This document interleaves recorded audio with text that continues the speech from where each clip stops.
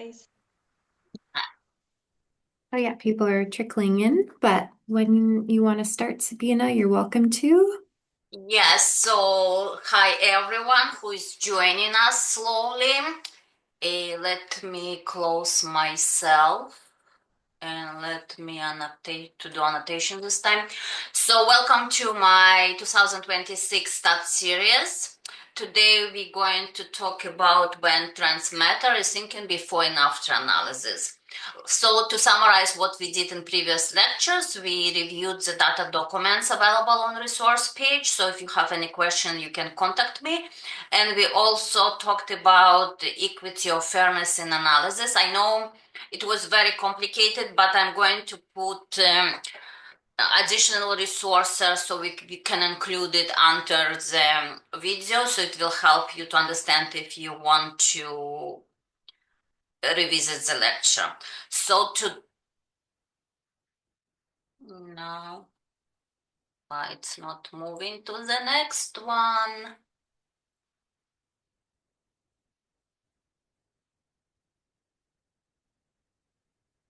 Something wrong. Ah, okay, I'll move it from here. So I need to move it from here. So I'm not sure, but you were supposed to receive two papers that we already published, and those papers are related to the methods I'm going to talk today. Both papers are related to impact of COVID-19 on different things. One paper is impact of COVID-19 pandemic of pregnancy complication at conception resulting in birth. So basically, we took all BCPDR data in certain time period, and we try to understand if people opinion or behavior change in terms of conception and birth because of the COVID. So it was the first paper it's published in PLOS ONE, and this second paper, it's COVID-19 and recurrent pregnancy loss management, trends in clinic care from a Tetri center. So basically, we looked on our recurrent pregnancy loss management register in BC Children's. Both projects were Dr. Bidau projects and his group. So we looked on how people in this specific program I access care, and if like visits to clinic change because of the pandemic. So basically the objective was investigate the impact of COVID-19 pandemic on care received by patient within this clinic. So objective, I would like to talk about interruption time series designs that are usually used to evaluate real world intervention and define appropriate counterfactuals, identify how different modeling approach segmented regressions that it's interruption time series or ARIMA are selected based on data structure, including trends, seasonality, and intercorrelation. I try to understand. So basically, because the two papers already published, we're going to use like real life examples how I did the analysis. So for interruption time series, we can use of level change, slope change, and delayed effect. And for ARIMA, we're going to look mostly on prediction. And I'm going to talk like how those two systems might be different. Why before and after analysis? So before and after analysis is when we have something in the middle, like new intervention or major events that can affect how people behave or how they access healthcare. And in this example, COVID-19 is a good example. So we had clear interruption. We use usually March 1st, 2020, but I think in BC, if we use in BC data, the announcement came on March 13, like about closure of clinics and non-emergency care of and so on.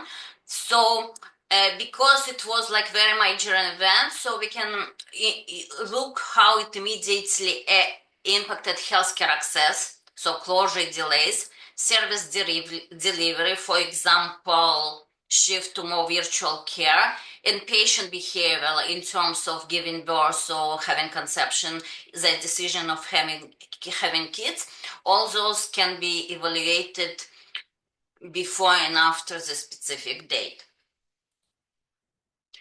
Interruption time series versus ARIMA. Interruption time series, the approach to evaluate impact of intervention over the time. We need to have data before and after analysis. So basically, we're trying to fit regression for before, and we're trying to fit some kind of regression after, and compare the changes. It's kind of quasi-experimental design, yes? So basically, we looking on the same people, same group of people before and after, and see if there is a change. And it's very useful if of accessing impact of policy. For example, if we decided to change policy like free contraception in BC, yes, we can look in the same way the behavior of people before and after this information.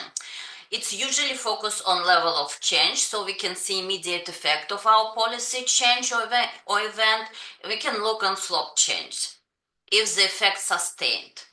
So it's require quite a clear timing of intervention and also stable pre-intervention and pre-intervention pattern. And I'm going to explain it a bit more. Explaining about a bit more. So about ARIMA. ARIMA is mostly forecasting data for over time, for time series. It's using historical data to predict something in the future. So we're not using actual data to evaluate the trend. We're looking on historical information available and say, oh, for additional several months or a year, using historical data and historical trends, try to predict what will happen in the future. So it's looking on relationship between current and past values, repeating patterns. So for example, if we have seasonality, like look on it like sales on Christmas usually go up and employment at Christmas during go up and after that go down, and it's the same year over year. It helps us to look on long-term trends. It describes how data behaves over time, and it helps us to improve accuracy because we have a lot of historical data, so we can kind of more accurate to predict what will happen in the future. So here I give example from internet of how interruption time series and ARIMA will be looked. So on the left, you will, oops. On the left, you can see interruption time series. So we have pre-interruption slope. And after that, in orange, we have some kind of interruption of event. And we see post-interruption slope. So something changed due to our interruption.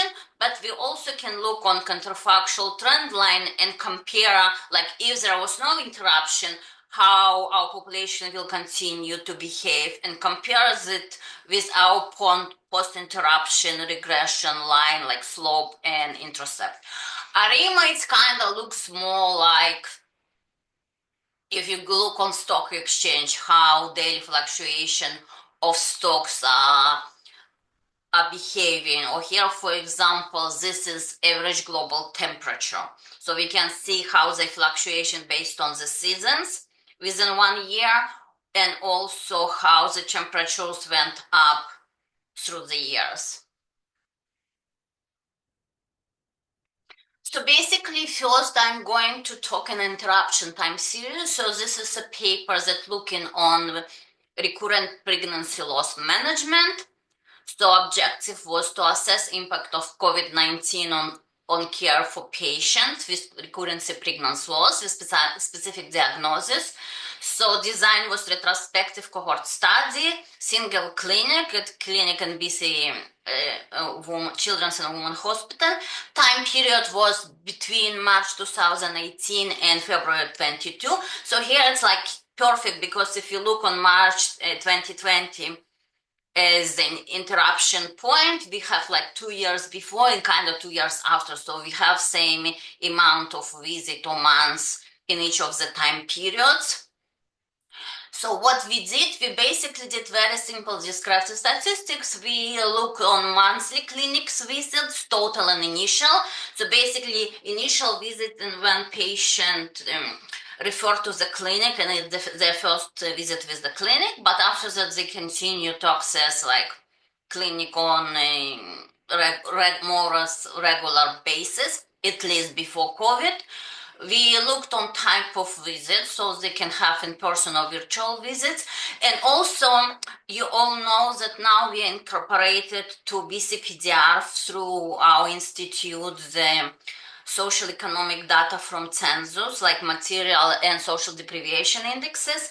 For this specific request, we actually, the request was put through PopData BC because then when we started to work on this project, we didn't have agreement to add additional information to BCPDR data. So, but what happens, Pop Data BC give us postal code and other geographical information, and we were able to put it with publicly used files that have material and social deprivation indexes. So basically, it was the first paper when we actually incorporated neighborhood level deprivation into the analysis. So the key finding, we found the sharp drop in total visit and initial visits on at a pandemic onset, and after that it was gradually recovered. Of course, after COVID, like most of the visits were virtual, and there were some differences in access by social economic status measured by deprivation indexes. So why interruption time series was appropriate here? We have monthly visit trend for 2 years before and 2 years after.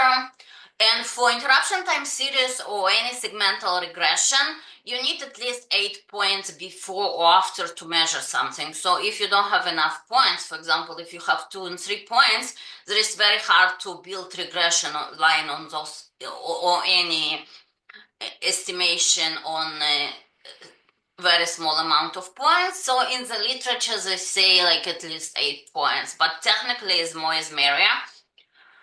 Pandemic consent defined before and after. We can look how care change over the time, not just point before and point after. And it captures three key effects: pre-existing trends, immediate impact, like how right away the pandemic affected the visits, and if there were recovery and over the time change after the pandemic. So the most important here assumes not underlying trend. Yes, so basically we shouldn't have trend, but the data should behave kind of in consistent way. And here I can give example of for example, free contraception policy. The policy was implemented in 2023.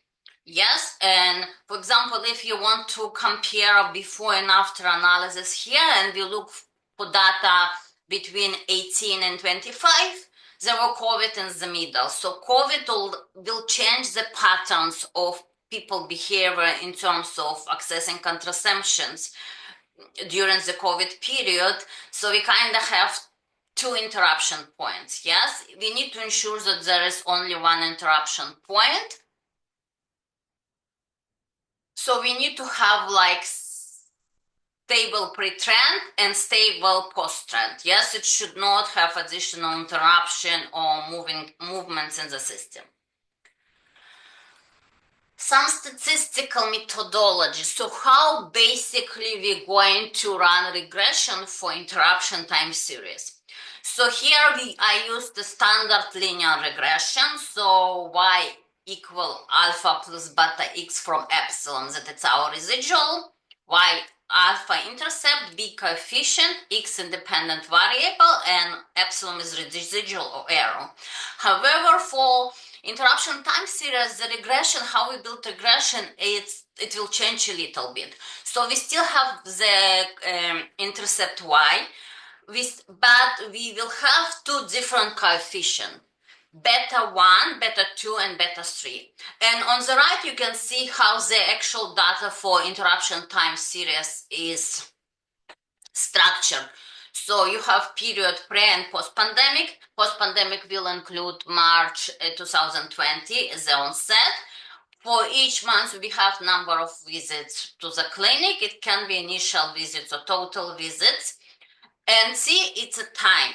Time, it means time in our data. So, for example, here, I created a fake data, yes, not to show actual data. For example, August 2019 was our first month, and September second month, and so on to August 2020, like it's month 13, and it's kind of cut off of the data. X here is variable that will be 0, 1 that show us the study phase, so pre-pandemic or post-pandemic, and xt it's time after the onset of pandemic. So we see that for pre-pandemic, XT is all zeros, and starting from March 1st, it's 1, 2, 3, 4, 5, 6. This is basically the structure of interruption time series, and those coefficients beta 1, beta 2, beta 3 will show us pre-pandemic trend, change for onset of pandemic is beta 2, and trend for post-pandemic, including residuals. So what we fit here? So for this specific analysis, ordinary least square we'll see regression, linear regression with new West standard errors. So I use specific macros that I found online. Someone already did it. It was validated. So they use the new West standard errors. I think our regression for this paper was simple because I didn't specify any lag. Yeah, like any autocorrelation in here because I thought that there is none, but I'm going to explain briefly what new best standard errors are. So the most important thing here for linear regression before and after the onset of pandemic, we must to check the linear assumption for the regression that it's valid, and I did for the paper, because if it's not linear regression, all our analysis will be useless. So what is ordinary least square model? It's the simplest linear regression, is a standard method for fitting linear regression model by choosing coefficients that make the model prediction as close as possible to the observed data. So we see here we have epsilon as our residuals. So basically, if our y is an actual observed data and y with hat, it's our predicted or estimated data, we look for the difference between our observed and predicted data, do the square of the error and sum of those squares, and in our function we need to minimize it. So we need to have as small as the error as possible. So this is basically the regression we used to fit the lines before and after. Here I put the link to the macro. It's giving a lot of explanation like how to run interruption time series, and actually it's helped me a lot to understand what I'm doing. So here I wrote like how the new West standard errors are calculated. But I'm not going to spend a lot of time on this slide. You can review the document and read about it later, or ask me if you need more details.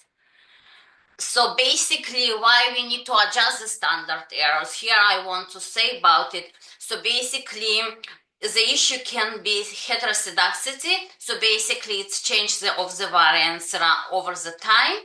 And there can be autocorrelation. For example, if our current data in current point is related, not independent from the previous point. So in order to have proper confident intervals, we need to adjust our estimation of standard error to incorporate the change of variance over the time, and also any type of the correlation. And this is because I use SAS, it's basically how SAS in the specific macro how we could calculate those more detailed sandwich standard error estimates.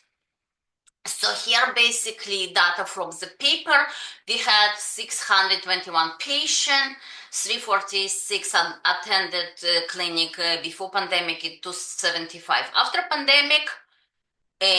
What else?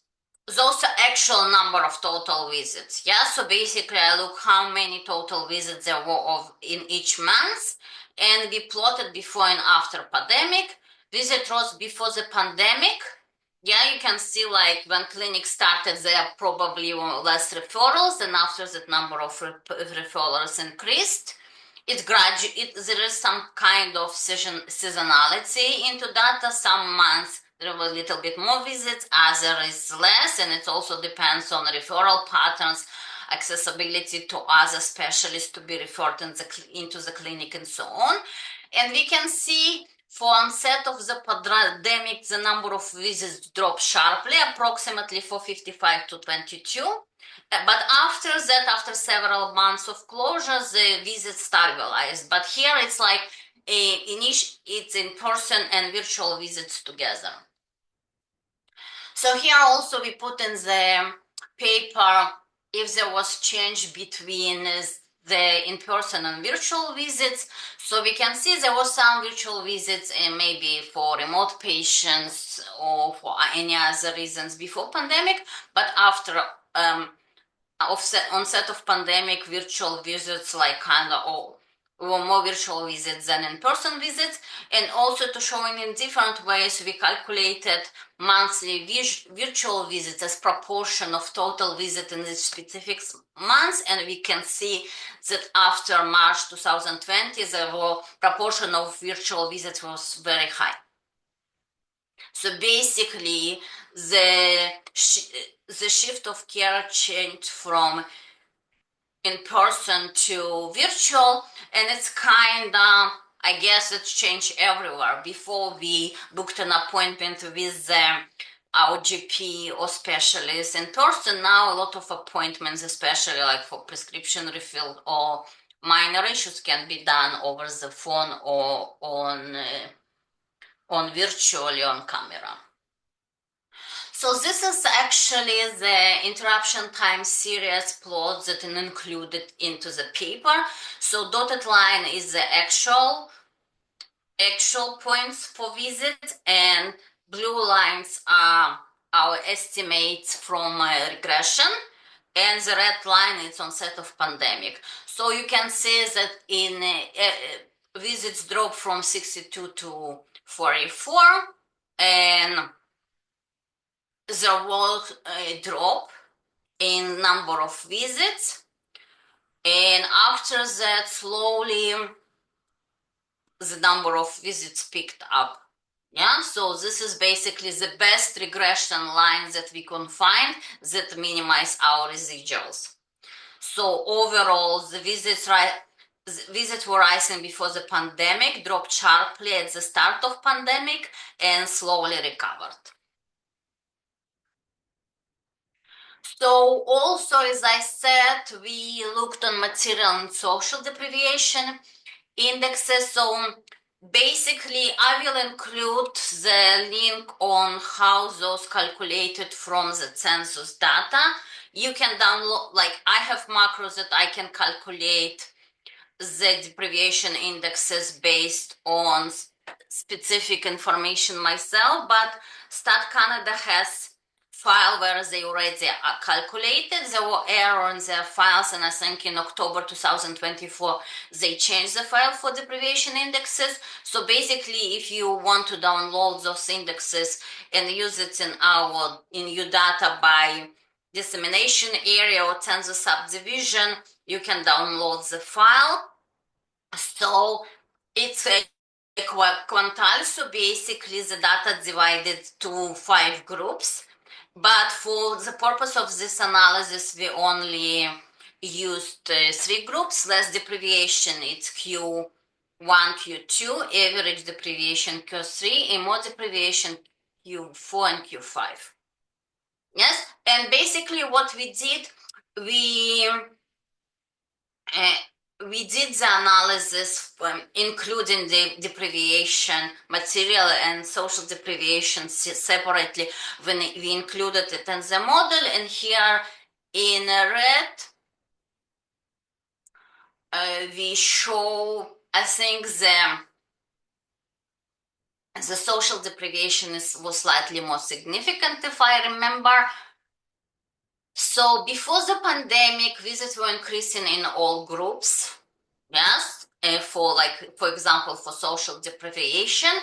At start of pandemic, visits dropped, and we show here the change in percentages. So basically, the visits drops, but I guess in the tables they show the absolute change. It's not with minus, but based on the figures we created, it's dropped. And after that, again, the visits slightly had increased. So, for example, the most drop for social deprivation group was an average deprivation. And here there's slight limitation because we, due to the sample size, we combine Q1, Q2, and Q4, Q5. It's kind of can mask the relationship slightly. But basically, this is the first time we use deprivation in some kind of analysis. So basically, to key takes away for using interruption time series, it's evaluate impact of an event by comparing observed data to expected trends. What we estimating?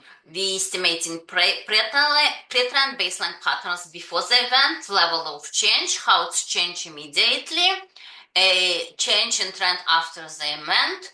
So interruption time series is important because it accounts for underlying trends, separate immediate versus long-term effect, and also estimate what would happen if events it will not occur. So basically, you can see it very, very defined on the plot. We have counterfactual line, level of change, observed data, and slope of change. So all this will be shown in your output.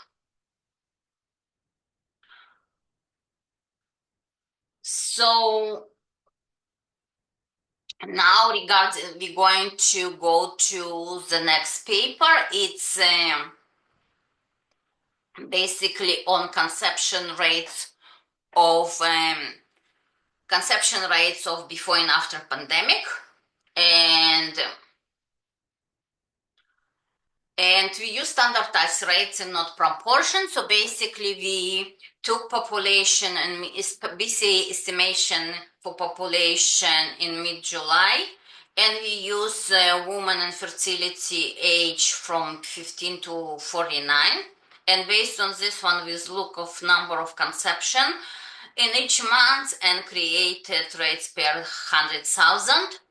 So for this paper, we could use both birth rates and conception rates, well, but decision was done to look on the conception. So basically, how we calculated conception, we had date of birth of baby, and we subtract gestation age. We received estimated the date of conception, and in the paper there is section where we write why it's okay. So for this specific paper, why we didn't use interruption time series? One main issue, we only have 4 post-pandemic points. It's based on the study design. I think when the proposal for grant was submitted, we didn't have more data. So it's why we have only 4 points during the pandemic, so we cannot run regression line in post-pandemic. Also, we all know that births are kind of have seasonality. There is usually more births during summer and less during winter, and so on. So our data showed possible seasonality. There was ongoing trend before the interruption, and we could use historic data to predict the future data and compare it with actual data. So here we're looking for actual data. You can see, because it's conception and everything is switched slightly. So our conception date was not March, but June 2020. And we can see in red that after onset of pandemic, for 4 points, the conception rate dropped dramatically. So basically, when we look for ARIMA generated expected rates and compared with actual rates, the difference was about 27%. So here I'm showing ARIMA model results. So black is observed rate, so basically observed trend. Red is expected rate from the modeling we did, and blue is expected rate based on the model. Yeah, and we say based on the model in blue, expected rate for conception should go up, but actually it's went down. So the most complicated things in ARIMA model is to choose the best model, and I'm going to show how complicated it is. So first we need to check for stationarity. What is stationarity? Stationarity basically need to show that there is no trend and our average and variance are similar or stable across the time. And in order to run a RIMA model, the data should be stationary, like no trend and consistent average and variance. And if it's not stationary, it's not a problem. There is a way to make it stationary by using the differencing. It's usually called Z. Fortunately, here it was stationary and we didn't need to do any difference, but there is a way how you kind of adjust your time series to be stationary so you still can predict something. So how stationary is checked? Stationarity can be checked using specific autocorrelation function plon, white noise states, and also augmented Dickey-Fuller test, whatever it is. So here basically I did the analysis in SAS and I put the output from SAS for autocorrelation check for white noise. White noise, it means your data is in random completely. It's like noise. And if it's completely in random, there is nothing you can do. You cannot continue the analysis. Basically, you need to stop. So we showed using this output that all for the test for white noise that all for all lags, and SAS automatically use lags. So basically, for how far away it's looking for historical information, it's doing it for incrementation of 6 months in this case, and we can see that p-value was less than 0.001, and suggesting that there is no randomness in our data, and there is some kind of autocorrelation, so it's good. And also I showed the Dickey-Fuller unit test, whatever SAS calculating. Here we basically looking on 3 things. 0 means it assumes no average level or no trend. Single mean, it's how they call, allow a constant average level, and trend allows both a constant and both constant average and also a linear trend. And based on the data, we can see that the tau values for 0 mean is 0.5, 0.6 approximately. For single mean, we can see that p-value is less than 0.01. And for trend, we also see that results are significant. So basically, this shows that our data is stationary, because for single mean single mean means we have same mean over the time, and there is some kind of trend, but overall this gives us indication that our time series is stationary and we don't need to do any adjustment for differencing. So in addition, in ARIMA, there's 2 components. There's moving average patterns and autoregressive patterns. So what is autoregressive? The regressive element of ARIMA regression, it looks of how current values depending on previous values. So basically, it's past predict present. When we're looking for moving averages, and they use moving averages a lot in stocks, yeah, they say like five days moving average, and based on this one kind of in time series, you can predict if stocks will go up or down. In addition of other technical indicators. So moving any range, it's basically looking on random shocks. So it's not looking on actual data, but it's looking on past errors, on past noise. Yes, and this both, in order to find the best ARIMA model, we need to look both on autoregressive part of our estimation and moving average and choose the best possible combination to fit our data. So how to find the best moving average in autoregressive? So for its standard in ARIMA, we called P autoregressive and Q moving average order. So we need to, basically we need to estimate what order of our polynomial, because like our data is not straight line. So basically we kind of need to find the best possible polynomial that includes both autoregressive elements and moving average elements to give us the best estimated line. So standard way is to look on the plots, and you have bunch of plots here: PACF, ACF, YACF. I wrote what it is here. So basically, we need to look on the spikes on those figures. Yes, and based on PACF figure, it's left corner. It's look like our regressive structure is 1. It's dependent to one, basically it says that it's dependent for one previous value. Moving average plot, usually we look on ICF plots. So ICF plot shows gradually decay over several lags. So basically we probably will have like 6 months lag in here, like noise will be affecting our data for at least 6 months. But based on the plots, like there is no, like there is a lot of peaks and there is a lot of changes. So based on those plots, it's really hard to decide which model will be the best.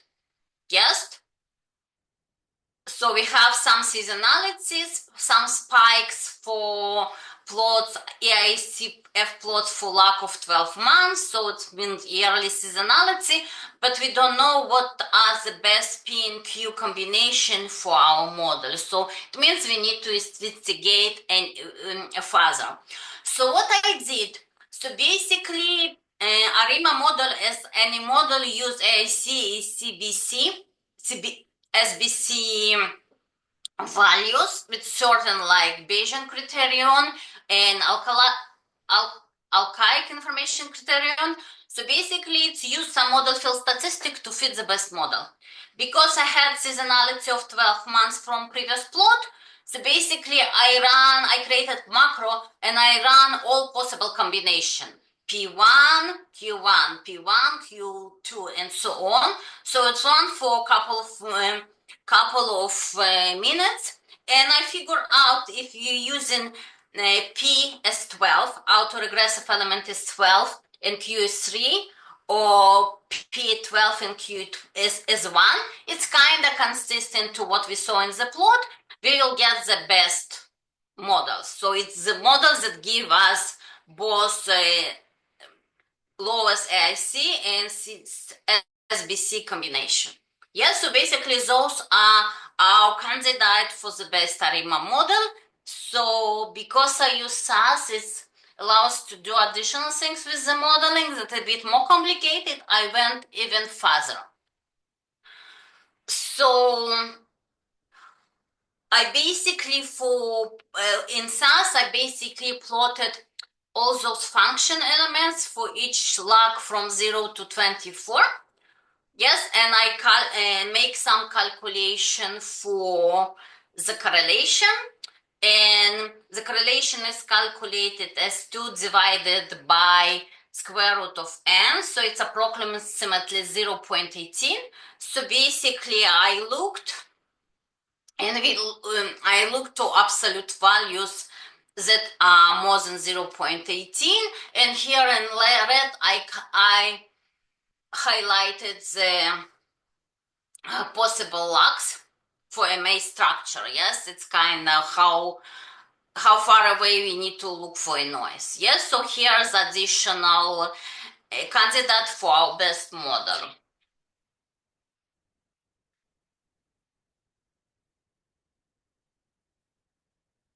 So what else I use? Unfortunately, in SAS there's other correlation or criteria that can be used to help us to identify the best model.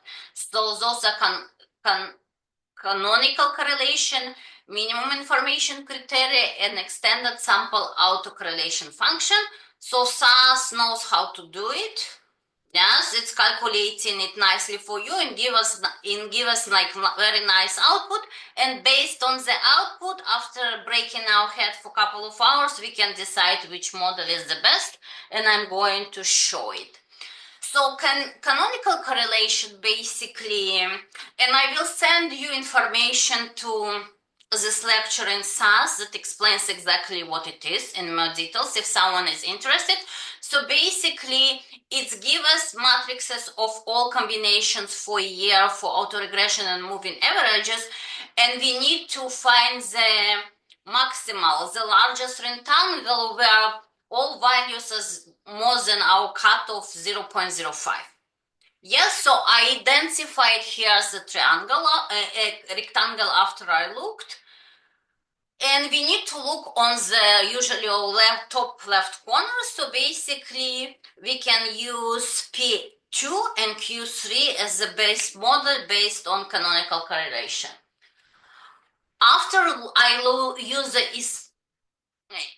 ESACF function, and here it's different. You kind of need to look on triangle. It's not necessarily triangle, but also here we need to look for values greater than 0.5 based on the terminology and explanation and so on. So based on this one, I identified two large triangles more or less, and the best model will give us combination 1, 3 and 7 and 3. Yes, so basically right now I have like, based on everything I did, I have like 4 or 5 potential candidates from my best ARIMA model. So what we can else use its mimic, it's basically smallest numerical value in the table. Yes, it's kind of the best AIC from everything. So here I can see that autocorrelation of 12 and any possible combination of moving averages will give me the best model with the highest absolute minimal value associated with the moving average of 5. But here I have even more candidates, so kinda I messed up myself, unfortunately. So now I need to get out of this situation to see if I can check anything else. So I did additional tests, like it's basically called scan. It's looking for all possible combination of P and Q here and comparing a combination of P plus D. D is our difference in that in our case is 0, and Q combination is giving us is a beta BIC or AC SBC combination. And here I have like additional best models for ARIMA. I know it sounds complicated, but unfortunately, like if you want to choose the best possible ARIMA model, we need to look on a lot of information and make kind of our subjective decision on the best model. Yes, so what I did here, I decided that the best model will be very complicated. I used all autoregressive elements from 1 to 12. So basically in model I can say use 1, 2, 3, 4, 5, 6, 7, 8, 9, 10, 11, 12 for the P. And I decided that my moving average will be pattern from 3 to 7. And this is giving me the best model. And it's shown, as we showed in the paper, this is our final model. And here you can see that red line and black line are like almost overlap, like it's kind of almost perfect match. Yeah, so this is basically, I decided that I would use this model as a base Tarima model. Of course, I did different checks and I graphically used different combinations and I thought like, oh, this is giving me whatever I want. But there is a problem with this model. Why? This model is overfitting. Like when we fit the model, theoretically our line shouldn't be so perfect. But why I decided to go on this specific model, because I kind of wanted to mimic interruption time series, and I wanted the counterfactual line, the predicted line, will be as close and possible as my historical data. Yes, why? Because I only have 4 points after, like, I only have also 4 points after the onset of pandemic. So there is not a lot of information for me to predict further. So my decision was like, decide so best model fit or the best overfit model, and I decided to go for this specific paper for best overfit model, and I'm going explain it further. So basically on the left side, this is output for SAS. You can see the model, how SAS built this model based on historical data from the paper. It emphasized detailed fit and short-term dynamics. So basically, it's capturing fluctuation of our data for each month very, very well. And our observed data and actual data are very close. If you remember me, I said one of the possible candidates for our model, it's P equals 7, autoregressive element 7, and moving average of 3. And this kind of theoretically is the best model. It provides a very good balance, in my opinion, between flexibility and stability. And I also, another candidate was P12 and Q7, and it's not looking too much different, but basically it's more prioritized overall trend, and it's less sensitive for local changes. So theoretically, the model with autoregressive element of 7 and moving average of 3 might be the best model, but I still decided to go with the model in the paper because I only had 4 points and I wanted to have my observed and predicted data as close as possible. So it's why decision was made. So, and here on the slide, I actually explain all that I explained before. If you look on like literature about ARIMA using 17 parameter modeling, as I did, it's like from 12 and from 3 to 7. It's very overfitted. Yes, it's too much information. Usually we want for predicting a trend or long-term changes, we want something a bit simpler.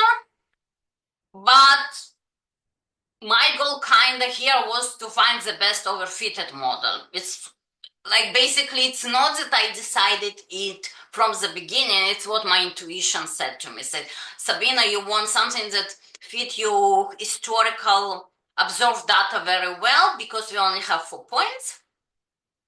And this is, in my opinion, give me the more robust counterfactual line that in the data was presented in blue. So, and this is what like was the background for my decision to using this model as the best model. So why the ARIMA model work for this specific study? We have high seasonality. As I showed on original data, we have different difference between birth conception during the season. Like if you look for actual births, like summer usually less more births and winter a bit less births. It give us, because we only have 4 points, ARIMA model gave us better counterfactual lines that fit in like segmental regression, like linear or Poisson regression. And it's we give, because we have a lot of weights, a lot of historical data and seasonality and regressive and moving average estimates. It's kind of make more sense to use something more sophisticated. And theoretically, ARIMA is considered a benchmark for this type of surveillance of forecasting. A lot of people using it. And we were lucky that our data here was stationary. We didn't need to do anything else. And we could estimate autoregressive, like actual data, historical information, and also moving average at additional noise that was introduced to our model by actual data. So basically what we learned today, that there can be two models, different models to look on before and after event analysis. And in both papers, they were comparable because we used COVID as interruption events. So we had same interruption events. So we looked how to use two models based on real life data, interruption time series and ARIMA. In ARIMA, basically, I showed how complicated it can be to choose best ARIMA model, and that you need to look for a lot of statistics, a lot of techniques, and use like your critical thinking and intuition to get to the best model you think is the best for your specific analysis. And I also explain why I didn't choose the best model, in my opinion, why I use the slightly overfitted model to show the results of the paper. And I think that's it. There's nothing else I can say about it. So now if you have question, I guess we go for questions.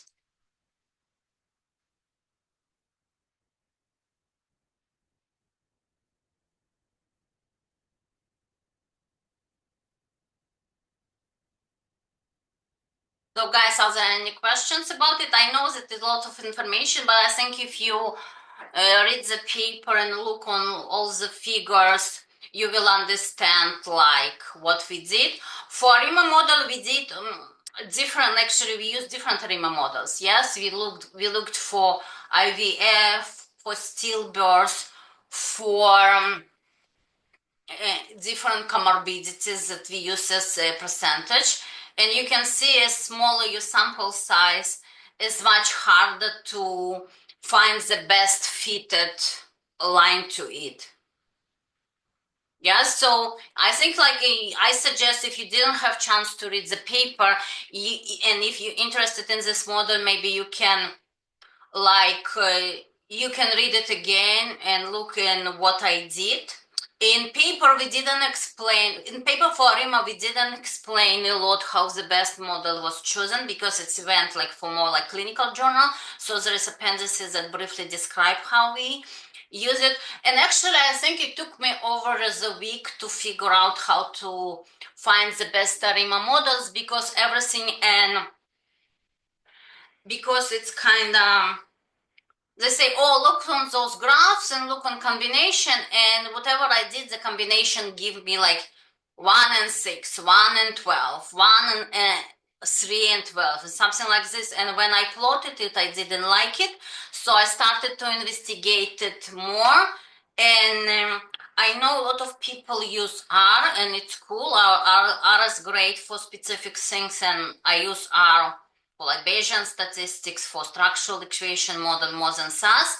But I think if you want to learn something, even if you don't want know SAS, I suggest you to go to SAS documentation because they explain it like in real details. So it's helped me a lot to learn, because this was actually the first paper I ever did on ARIMA, so I learned myself a lot, but it helped me a lot to understand what is ARIMA, what is stationarity, how to do differencing, if you need to do differencing to make it stationary, what is vinyl. So I learned a lot of it, and I think it's kind of become a cool paper. So any questions?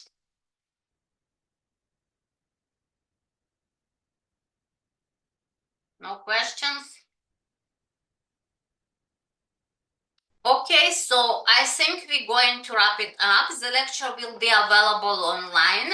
As I said before, I sent you, I sent the relevant, the link for the SAS macros that can be adjusted to R for interruption time series. In addition to the linear regression I used, you can use different time of regression. Yeah, you can use Poisson segmental regression. You probably can use the additive modeling, general additive modeling that give you for your trend like more polynomial kind of sense. I think like you can do up to polynomial for power of 3. So you can use different type of regression for interruption time series, but I will send the link for the macro. I will send the link for SAS documentation related or in any other information related. And of course, you have my email on our resource page or our statistical services page. If you have any questions about any of the lectures or need information, you can always contact me and set up an appointment for discussion. Thank you, and I hope you enjoy the nice weather over the weekend. Have a nice day.